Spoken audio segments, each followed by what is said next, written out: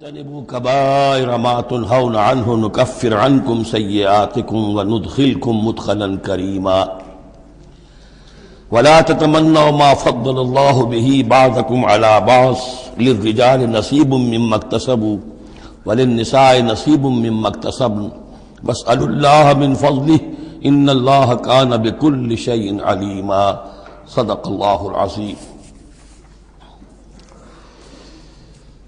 اب انسانی تمدن کے دو بہت اہم مسائل ہیں اور بڑے گہرے فلسفیانہ اہمیت کے حامل۔ پہلا مسئلہ ہے گناہوں کے بارے میں کہ ان میں تقسیم ہے کبائر اور صغائر کی۔ بڑے بڑے گناہ، سب سے بڑا گناہ شرک ہے، کفر ہے، پھر یہ کہ جو فرائض ہیں ان کا ترک کرنا کبائر میں شامل ہوگا، جو حرام چیزیں ہیں ان کا ارتکاب کبائر میں شامل ہوگا۔ ایک ہے چھوٹی چھوٹی کوتاہیاں جو ہو جاتی ہیں، آداب میں ہو جاتی ہیں، یا اور جو بھی باریک احکام ہیں ان میں کہیں کوتاہی ہو گئی ہے، یا بغیر کسی ارادے کے کہیں کسی کی بات ایسی کہہ بیٹھے ہیں کہ جو غیبت کے حکم میں آ گئی ہے، ارادہ نہیں تھا لیکن بات نکل گئی ہے، وغیرہ وغیرہ۔ اس میں جو ایک ہیلدی ایٹیچیوڈ ہے وہ یہ ہے کہ کبائر کا پورے اہتمام کے ساتھ بندوبست کیا جائے کہ اس سے انسان بالکل پاک ہو جائے، فرائض کی پوری ادائیگی، محرمات سے اجتناب مطلق۔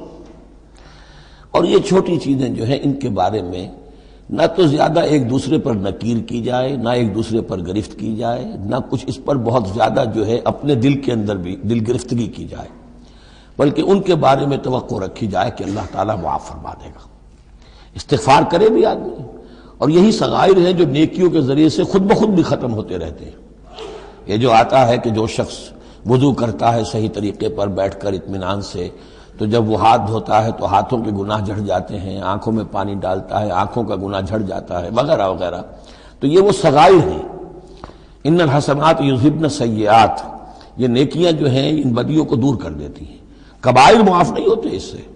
نیکیوں سے جن گناہوں کی معافی کا از خود اعلان ہے قرآن میں، وہ کبائر نہیں صغائر ہیں۔ کبائر توبہ کے بغیر وہ نہیں بخشے جا سکتے، توبہ کرنی ہوگی۔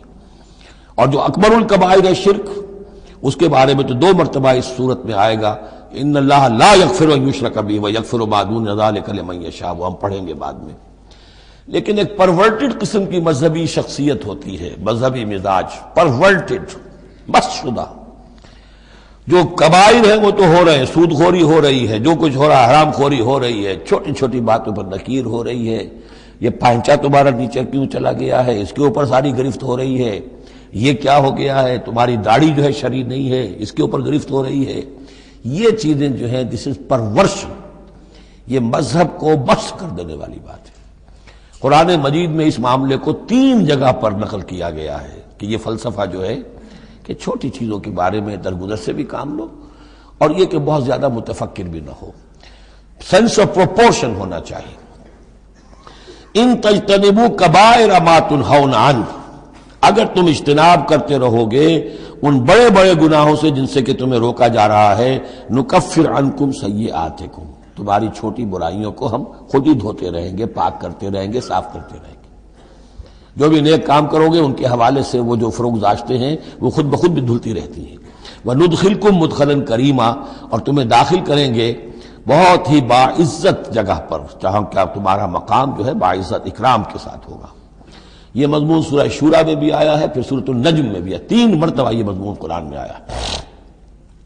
دوسرا مسئلہ جو ہے انسانی معاشرے میں وہ فضیلت کا ہے۔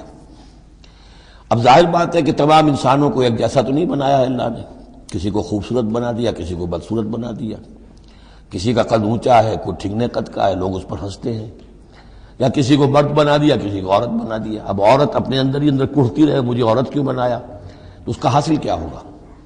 یا کوئی بدصورت انسان ہے، ٹھنگنا ہے کسی اور اعتبار سے، دوسرا شخص ہے وہ دیکھتا ہے کہ وہ تو بڑا اچھا ہے، تو اب اس کے اوپر کوڑھنے کی بجائے کیا ہونا چاہیے کہ اللہ تعالیٰ نے مجھے جو کچھ دیا ہے مجھے اس کے اوپر صبر اور شکر کرنا چاہیے، اور جو فضل ہے کسی اور چیز میں بھی ہو سکتا ہے، میں نیکی میں آگے بڑھ جاؤں، میں خیر کے کاموں میں آگے بڑھ جاؤں، میں علم میں آگے بڑھ جاؤں، تو یہ چیزیں جو ہیں انسان دوسری چیزوں سے اپنی ان کی تلافی کر لے۔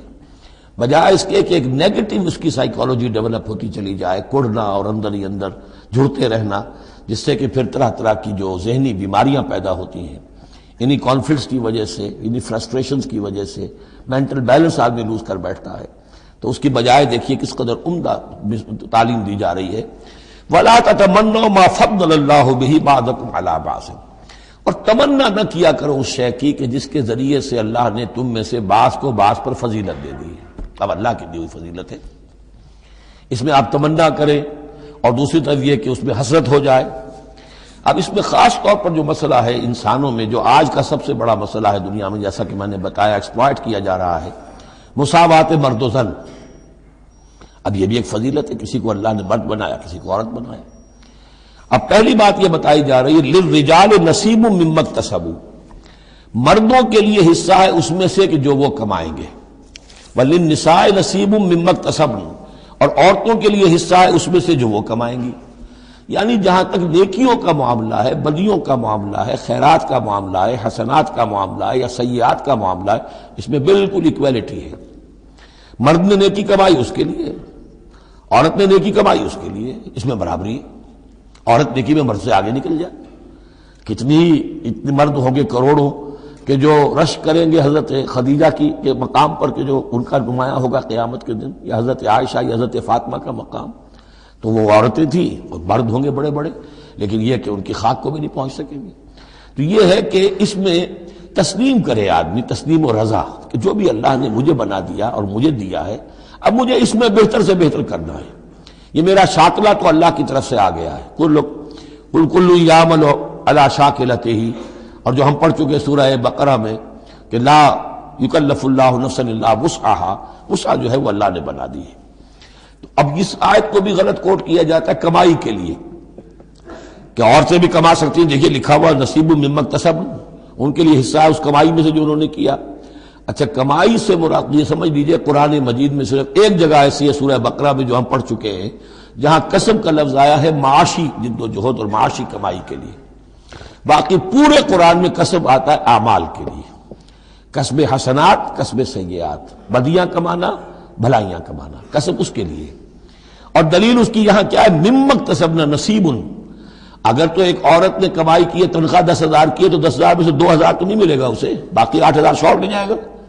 تو نصیب مما اکتسب نہیں ہے وہ، تو اگر کسی کے واقعی کوئی کام کرتی ہے خاتون، اگر کوئی اس میں حرام پہلو نہیں ہے، پیشہ جو ہے وہ بھی شریفانہ ہے، اس میں جو بھی آداب ہیں پردے کے، سطر کے، حجاب کے، وہ بھی ملحوظ رکھے ہوئے، ٹھیک ہے، تو جو کمائی اس کی پوری اس کی ہوگی، اس کا حصہ تو نہیں ہوگا۔ اعمال میں البتہ آیا ہے کہ اعمال میں جو ہے مختلف اعمال کے مراتب ہوتے ہیں، کتنا خلوص نیت کتنا تھا، آداب کتنے ملحوظ رکھے، یہ ہم سورہ بقرہ میں حج کے ذکر میں بھی پڑھ چکے ہیں کہ ان لوگوں کے لیے بھی نصیب مما کسبوا، جو انہوں نے کمایا ہوگا اس میں سے حصہ ملے گا۔ تو یہاں پر یہ نیکی اور بدیوں کا تذکرہ ہے، یعنی جہاں تک مورل لیول ہے اس میں عورت اور مرد برابر ہیں، ہیومن ڈگنیٹی، ہیومن آنر اس میں برابر ہے، مورل لا برابر ہے۔ لیکن یہ ہے کہ باقی جو معاشرتی ذمہ داریاں ہیں اور ان کے حوالے سے جو تقسیم کار اللہ نے رکھی ہے، اس کے اعتبار سے فرق ہے۔ اب اس فرق کے ساتھ اگر عورت ریکنسائل نہ کرے اور اس پر کڑتی رہے اور مرد کے بالکل برابر ہونے کی کوشش کرے، تو فساد کا جو سارا معاملہ جو ہے اس معاشرے کا، وہ فساد کے نظر ہو جائے گا۔ وَاسْأَلُوا اللَّهَ مِن فَضْلِهِ، اور اللہ سے اس کا فضل تلاش کرو۔ اے اللہ تو نے مجھے اس معاملے میں کم رکھ دیا ہے، اے اللہ مجھے اس معاملے کے اندر تو مجھے ہمت دے، میں ترقی کروں۔ تو اللہ تعالیٰ بہت سے لوگوں کو کسی اور پہلو سے نمایاں کر دیتا ہے۔ ان اللہ کان بکل شیء علیما، یقیناً اللہ تعالیٰ ہر شے کا علم رکھتا ہے۔